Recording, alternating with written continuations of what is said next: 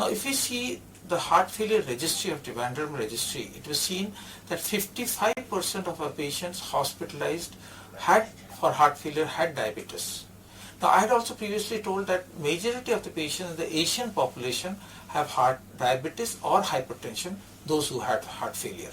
So at failure and at discharge, it was seen that the guideline directed mediated therapy given to these patients was very less compared to what it was given in the Western countries. Now if you see the incidence of heart failure and diabetes as per the paradigm heart failure study, it was seen that almost 35% reduction in diabetes was there.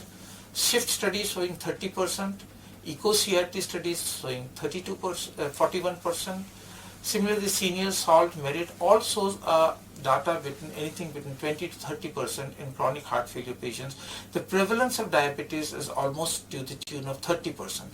That means 1/3 of your chronic heart failure patients have diabetes along with them. Now if you see the heart failure prevalence, what has been seen in the various trial, whether the DPP-4 inhibitor trial, the SGLT2 inhibitor trial, or GLP-1 receptor agonist trial, it was seen that diabetes patient had prevalence of heart failure in almost 10 to 30%. So vice versa is true, that is chronic heart failure patient had 30% incidence of diabetes, and those who have diabetes had 30% of heart failure. So this enlightens us the fact that almost 1/3 of our patients of diabetes will go to heart failure, or 1/3 of the patients who had heart failure will have diabetes. Now ARNI reduces CV death and heart failure hospitalization, not only these two, but also improves the quality of life irrespective of the glycemic status.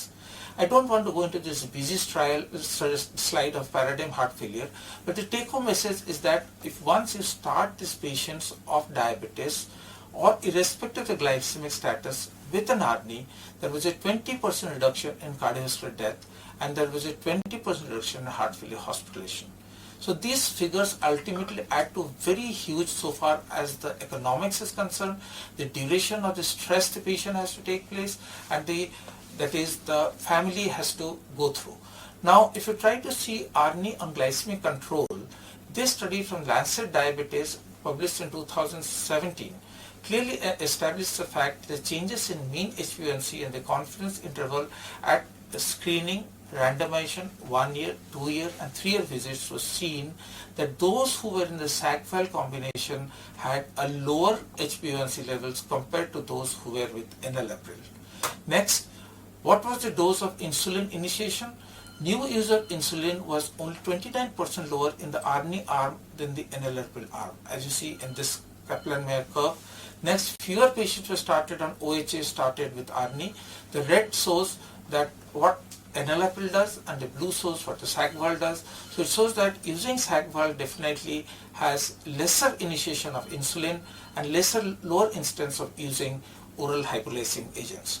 So the take-home message should be that diabetes is commonly prevalent in heart failure patients. Secondly, heart failure patients have incidence of diabetes which is high, and diabetics will definitely go, almost 1/3 patients will go into heart failure.